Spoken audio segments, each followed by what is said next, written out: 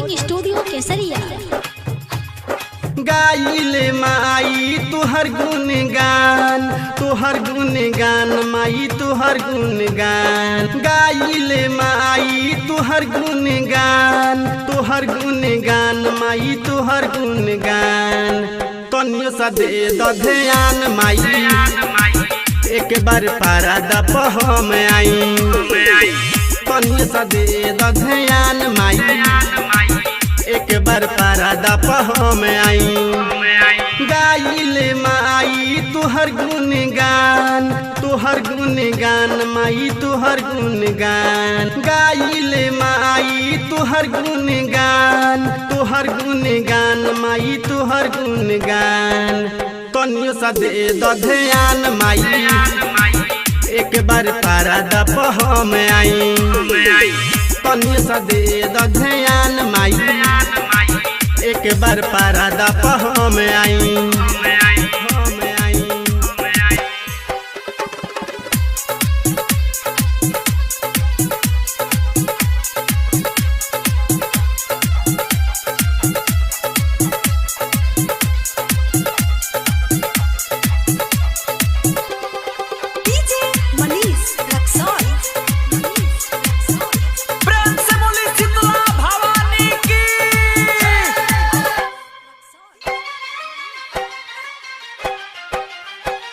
लागल बा मने चरण में तहरा, करिहन हम के निराश हो।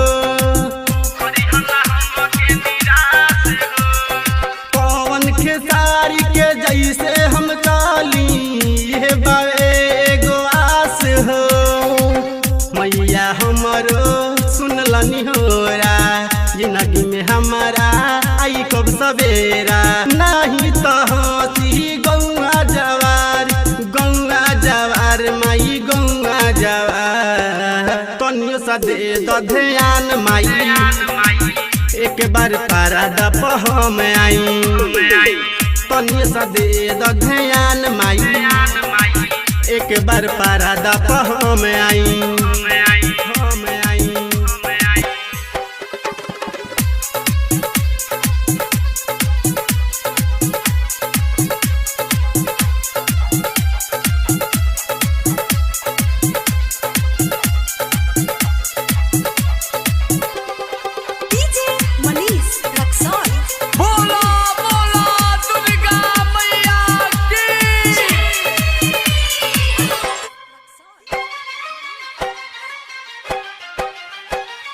कालिदास करिया के दियालू मैया अक्षर के ज्ञान हो।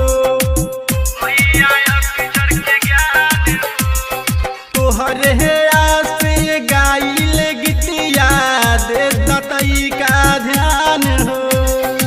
राइटर सोना लाले पड़ेला पैया, एक बेरा दुख सुना हे मोरी मैया। कार्य लगाना कृष्णा परवाना, कृष्णा परवाना माई कृष्णा परवाना। तनियो सा दे द ध्यान माई, एक बार पारा दप हम आई।